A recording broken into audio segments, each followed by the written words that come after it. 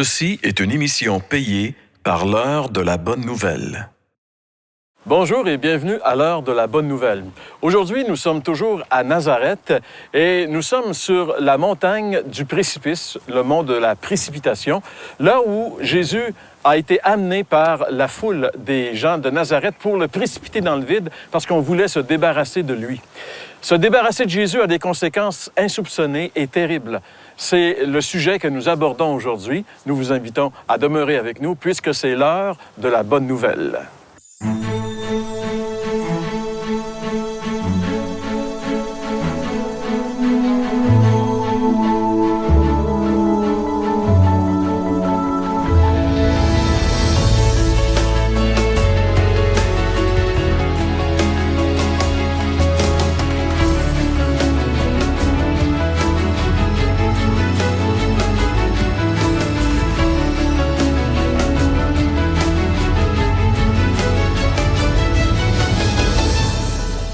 On est aujourd'hui à Nazareth.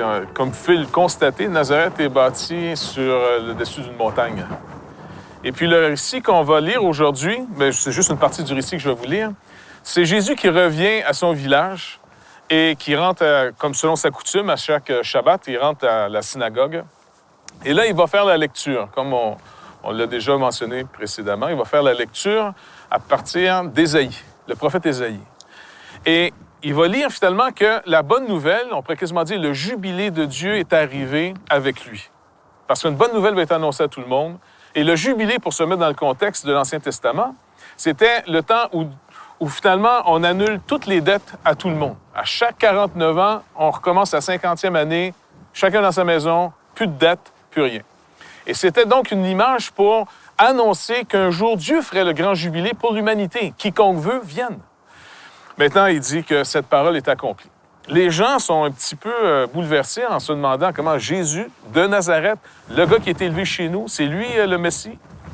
Donc, encore une fois, ça met en crise ces gens-là. Mais il leur rappelle, selon les Écritures, qu'il n'y a pas beaucoup de signes qui se sont faits en Israël à l'époque, par exemple, de Élie, le prophète, ou d'Élisée, l'autre prophète. Et il dit, ça va peut-être être la même chose aujourd'hui. Et là, ils se sont énervés. Parce que Jésus, des fois, avait le don, il avait le don d'énerver les gens, mais il avait le don de rappeler les vérités qui énervaient les gens. Parce que des fois, on reste dans un petit monde qu'on aime se faire confortable, mais quand quelqu'un vient et qui brasse un peu les choses et nous met la vérité en face, on a le choix. Ou on accepte ce qui est vrai, ou on protège notre petit univers et là, on rejette le messager. Et ils ont tellement été violents qu'ils l'ont amené sur une colline semblable à celle-ci pour le pousser en bas pour le tuer. Donc, ils n'ont pas dû apprécier tellement son message. Mais pour nous, aujourd'hui, c'est un peu encore la même chose. Quand quelqu'un vient vers vous, par exemple, aujourd'hui, si vous écoutez l'émission de télévision, ou si vous êtes en train de nous écouter par Internet, peu importe, si le message se rend à vous aujourd'hui, c'est pas un hasard. Il faut vraiment vous demander, est-ce que vous cherchez vraiment à comprendre ce qui est vrai, même si ça serait peut-être désagréable, ou on veut protéger notre illusion? Donc, ça, on doit se poser. De toute façon, on va continuer après la pause. Jean-Pierre va nous développer un peu plus ce sujet de tout ce qui s'est passé ici. Ce message important pour nous, pour aujourd'hui. Vous avez des questions ou des commentaires sur ce que vous venez d'entendre? Contactez-nous par téléphone ou réagissez sur les médias sociaux.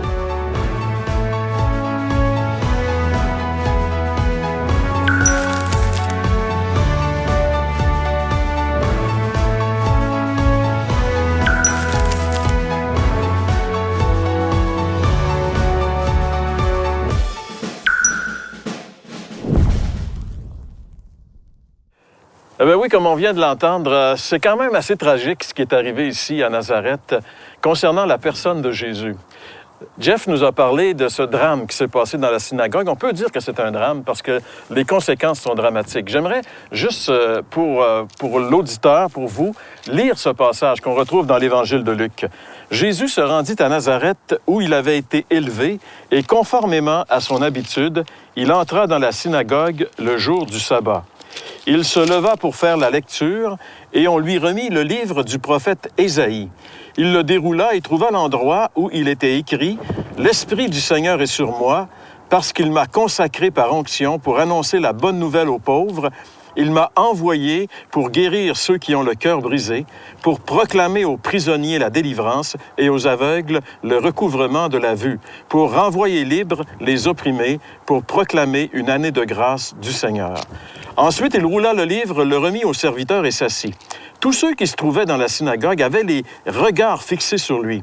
Alors il commença à leur dire, « Aujourd'hui, cette parole de l'Écriture que vous venez d'entendre est accomplie. » Tous lui rendaient témoignage. Ils étaient étonnés des paroles de grâce qui sortaient de sa bouche, et ils disaient, « N'est-ce pas le fils de Joseph? » Jésus leur dit, « Vous allez sans doute me citer ce proverbe, « Médecin, guéris-toi toi-même, et vous me direz, fais ici dans ta patrie tout ce que nous avons appris que tu as fait à Capernaum. » Il leur dit encore, « Je vous le dis en vérité, aucun prophète n'est bien accueilli dans sa patrie. » Je vous le déclare en toute vérité, il y avait de nombreuses veuves en Israël à l'époque d'Élie, lorsque le ciel a été fermé 3 ans et 6 mois, et il y a eu une grande famine dans tout le pays. Cependant, Élie n'a pas été envoyé vers aucune d'elles, mais seulement vers une veuve de Sarepta, dans le pays de Sidon. Il y avait aussi de nombreux lépreux en Israël à l'époque du prophète Élisée, et cependant, aucun d'eux n'a été purifié, mais seulement Naaman le Syrien. Ils furent tous remplis de colère dans la synagogue lorsqu'ils entendirent ces paroles. Ils se levèrent, le chassèrent de la ville et le menèrent jusqu'à un escarpement de la montagne sur laquelle leur ville était construite, afin de le précipiter dans le vide. Mais Jésus passa au milieu d'eux et il s'en alla.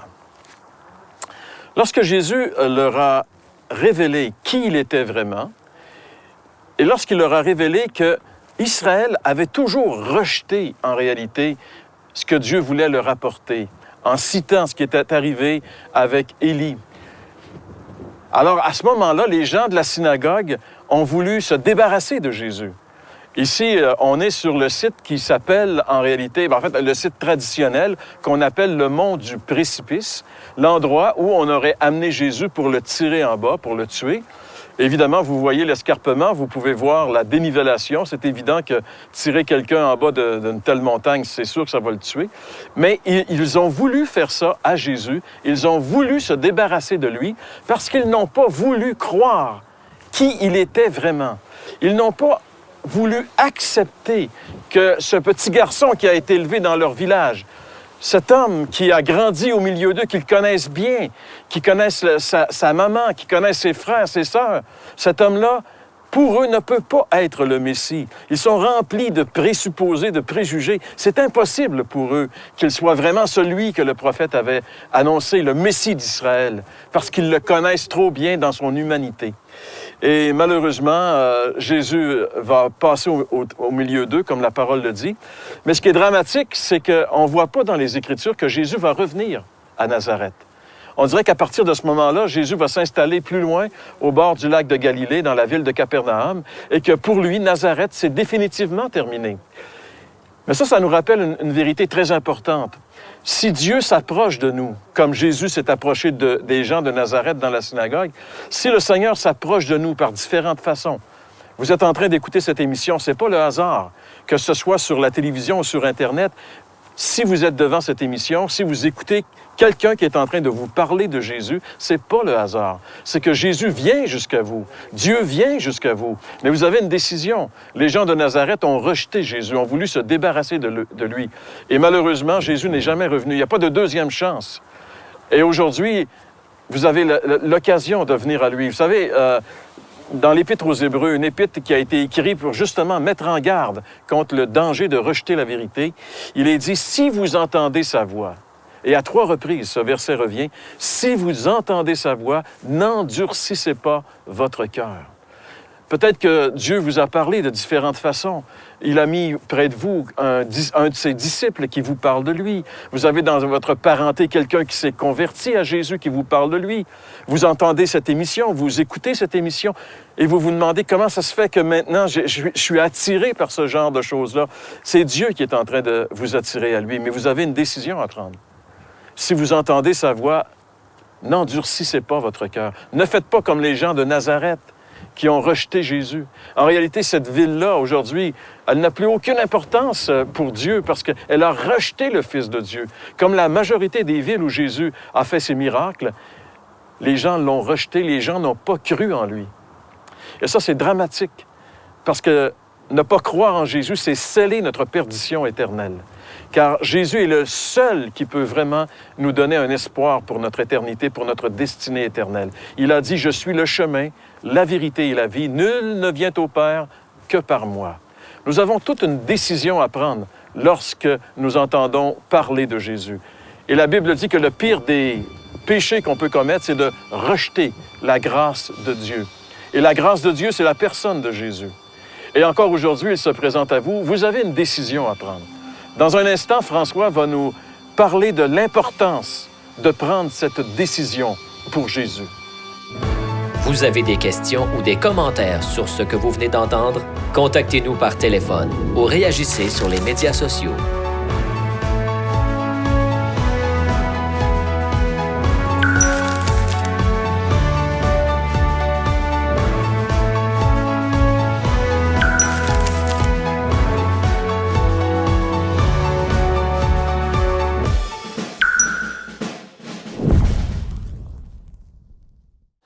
Le rejet de Jésus par les membres de sa famille, de son village, est vraiment une représentation de ce qu'on peut encore faire aujourd'hui avec ce que Dieu nous propose. Vous savez, il n'y a pas de modèle hybride dans la Bible concernant notre position face à Jésus. Et on est toujours obligé, qui que l'on soit, même 2000 ans plus tard, de prendre position pour Jésus. Ceux qui ont entendu déjà ce qu'on a dit aujourd'hui doivent se questionner parce que, sans doute, si vous dites « Ah, ben eux autres, ils parlent de Jésus, ils parlent de la Bible et puis on n'en veut pas », bien, vous êtes en train de rejeter Jésus. Et puis, il y a plusieurs manières de rejeter Jésus. On peut le faire d'une façon très violente, mais on peut le faire en toute douceur, comme certains qui ont entendu des discours dans le livre des Actes des Apôtres, qu'on retrouve dans la Bible. Il y en a qui ont même dit, bien, on va t'entendre là-dessus plus tard. Mais le plus tard, est-ce qu'il va venir? Alors, dans l'Ancien Testament, on a une histoire pathétique qui est assez impressionnante par rapport à l'état de notre cœur. C'est l'histoire de Pharaon, ce Pharaon d'Égypte, qui, lui, a entendu Moïse le mettre à défi pour laisser aller son peuple. Et au début, c'est marqué que son cœur a été endurci. Mais un peu plus tard, dans les 10 plaies d'Égypte, eh bien, c'est marqué « Dieu endurcit son cœur ». Alors, c'est extrêmement sérieux. Quelle attitude je vais avoir devant les déclarations de la parole de Dieu? Et nous, aujourd'hui, on doit encore prendre position. Parce que si les gens de Nazareth, à l'époque, l'ont rejeté, on peut aussi, nous, aujourd'hui, en 2016, le rejeter ou le recevoir. Et moi, je vous invite à prendre cette décision, à prendre cette position vis-à-vis Jésus-Christ et d'ouvrir votre cœur. Et à chaque fois que vous ouvrez la parole de Dieu et que même si vous voyez dans cette parole des vérités qui vous dérangent, des choses qui ne font franchement pas votre affaire, moi, je vous encourage à vous soumettre à cette parole, à la considérer comme étant parole de Dieu pour que vous puissiez vous positionner devant ce Jésus qui est venu pour nous et que nous puissions nous aussi le recevoir, accepter sa grâce, son pardon, la vie éternelle qu'il nous offre encore aujourd'hui. Moi, je l'ai fait il y a plus de 40 ans. Ma vie a été complètement transformée. Et puis, je peux vous assurer que je ne regrette pas ce jour, mais surtout aujourd'hui, j'ai tellement le goût que vous puissiez aussi prendre cette même décision en faveur du Christ. Peut-être que vous ne comprenez pas aujourd'hui tout à fait de quoi il s'agit, mais je vous invite à communiquer avec nous. Je vous invite d'ouvrir la Bible, la parole de Dieu, et d'écouter cette voix de Dieu qui se fait encore entendre aujourd'hui. Et comme ça a été dit tout à l'heure, aujourd'hui, si vous entendez sa voix, n'endurcissez pas vos cœurs. C'est vraiment notre désir, c'est vraiment notre prière pour toute l'équipe de l'Heure de la Bonne Nouvelle qui désire annoncer ce beau message de l'Évangile. C'est celui renié par peur de l'autre, l'heureux destiné à prendre ma faute. C'est celui dont le nom dérange que je prie quand ça m'arrange.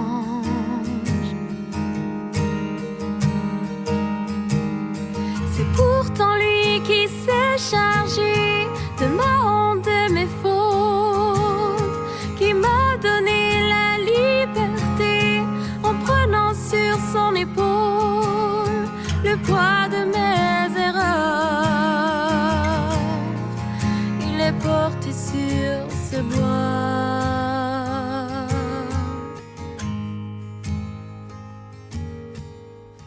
C'est celui qui t'aime au point de t'appeler son enfant. Pourtant le roi des rois est digne de perfection. C'est celui qui ouvre les bras, qui t'attend et t'offre son pardon. C'est celui qui dit viens, tu es fatigué. Je te prendrai sous mon aile et te rendra léger. Oui, c'est moi dont le nom dérange, que tu pries seulement quand ça t'arrange.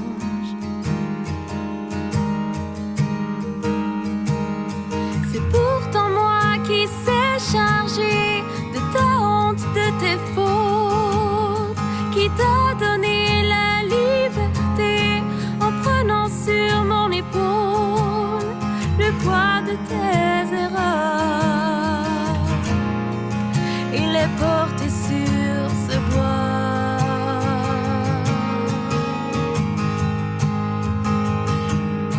C'est pourtant moi qui sais charger de ta honte, de tes fautes, qui t'a donné la liberté en prenant sur mes épaules le poids de tes erreurs. Il est porté sur ce bois.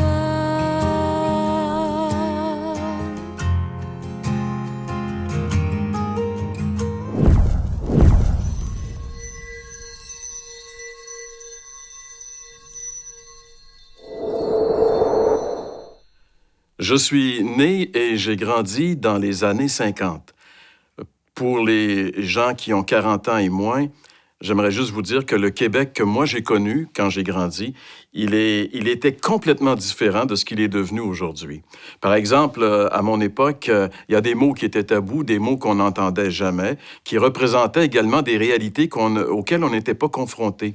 Par exemple, le mot divorce, c'est un mot qui était pratiquement tabou à mon époque. Les homosexuels étaient tous dans leur placard à mon époque. Par exemple aussi, on pouvait se promener en auto sans boucler notre ceinture. D'ailleurs, il n'y avait même pas de ceinture dans les autos à cette époque-là. Mais probablement que la caractéristique la plus importante qu'il y a de cette époque était l'omniprésence de la religion. En fait, on était complètement envahi par la religion. On allait à l'école, alors c'est des religieux qui nous enseignaient. Pour les garçons, c'était des professeurs, des frères. Pour les filles, c'était des sœurs. On allait jouer au terrain de jeu. Il y avait l'aumônier du terrain de jeu. Peu importe où on allait, il y avait toujours la présence de la religion. Et ce qui était particulier de cette époque, c'est que les gens religieux étaient tous habillés en robe. Donc, que ce soit des hommes ou des femmes, notre paysage visuel des années 50 était complètement composé de personnes en robe. Et cette religion, donc, on ne la remettait pas en question, elle faisait partie de notre culture, on naissait dedans, on allait... D'ailleurs, quand on avait des congés à l'école à cette époque-là, c'était parce que c'était des jours fériés, des jours religieux où on n'avait pas d'école. Donc, on devait aller obligatoirement aussi à la messe ces jours-là. Donc, encore une fois, ces journées-là étaient empreints de religion. Ce qui fait qu'à un moment donné, dans le début des années 60, ça a commencé à changer. Le Québec a commencé à changer. Notre culture était en ébullition. C'est ce qu'on a appelé, ce que les gens appellent encore la période de la Révolution tranquille. Politiquement, ça a changé. Religieusement, le Québec a changé aussi. Il y avait eu ce fameux concile Vatican II où on a changé un petit peu la religion.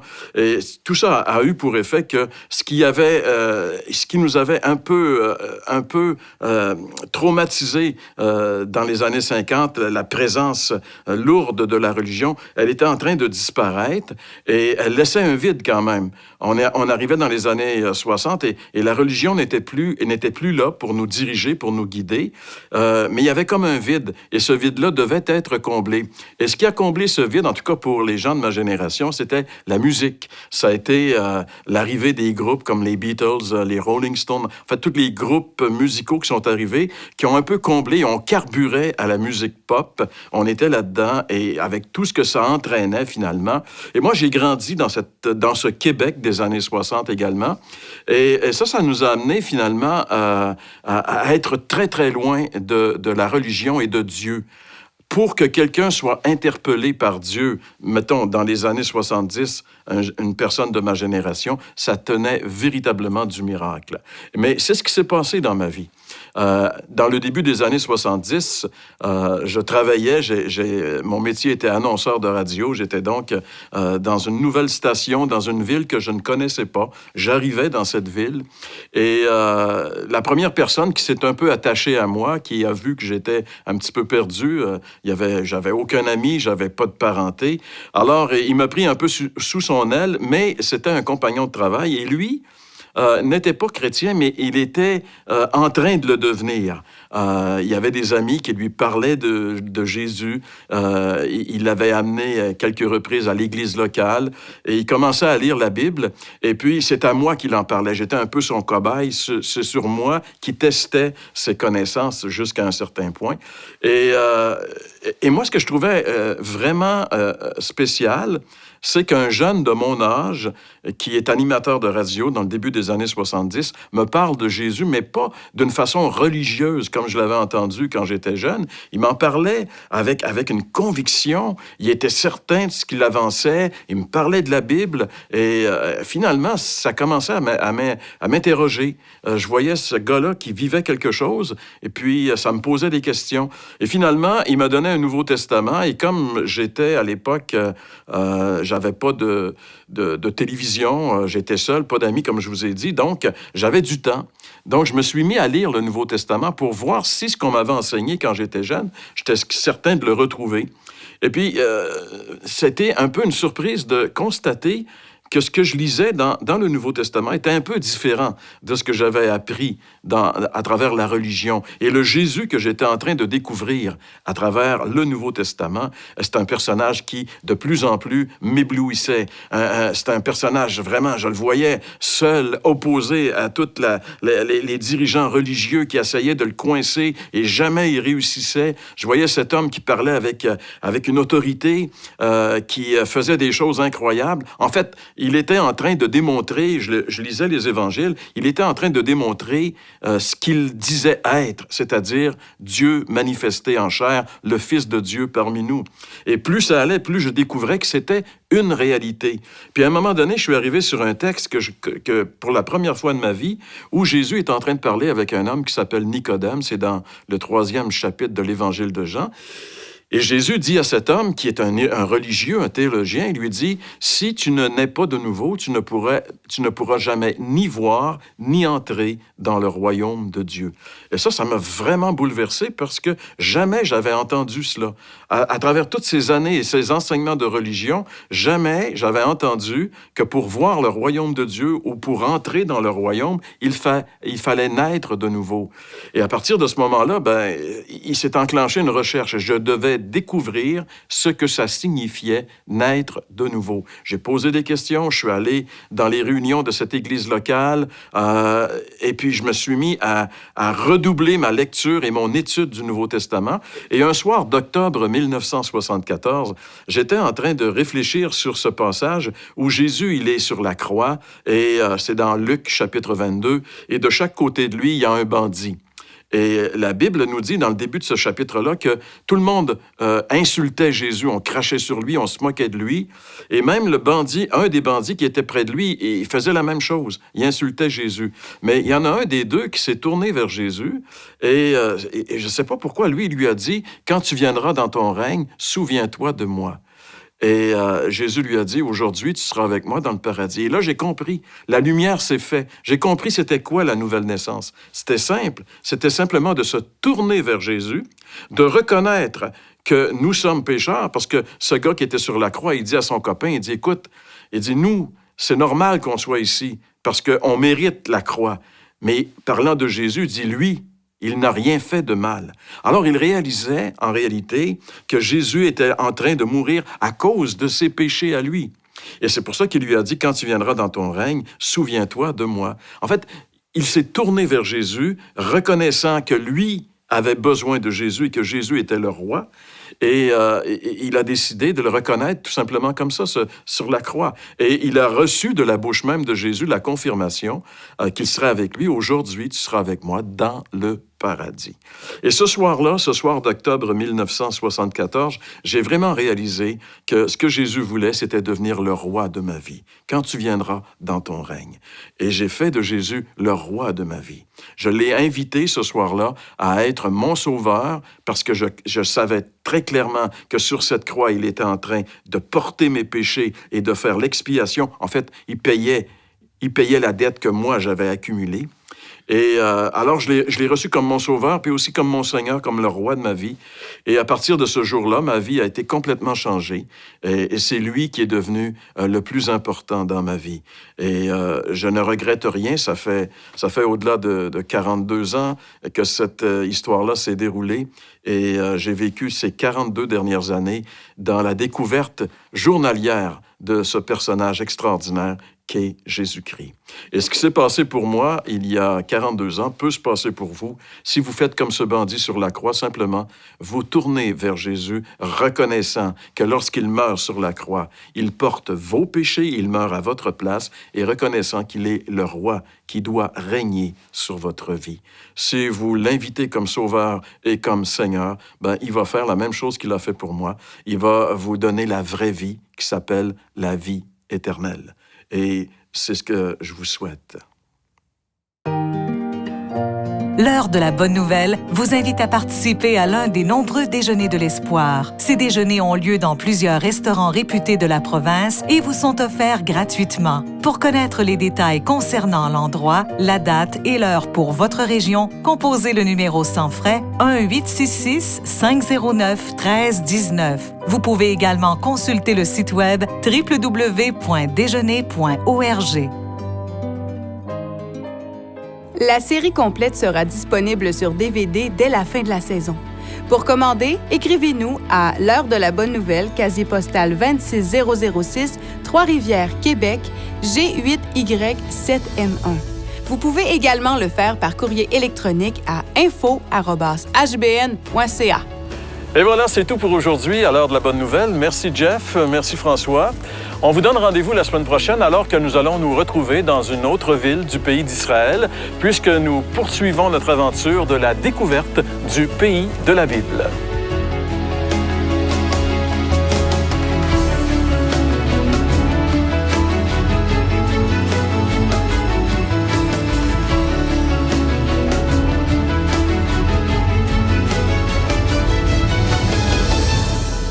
Ceci était une émission payée par l'heure de la bonne nouvelle.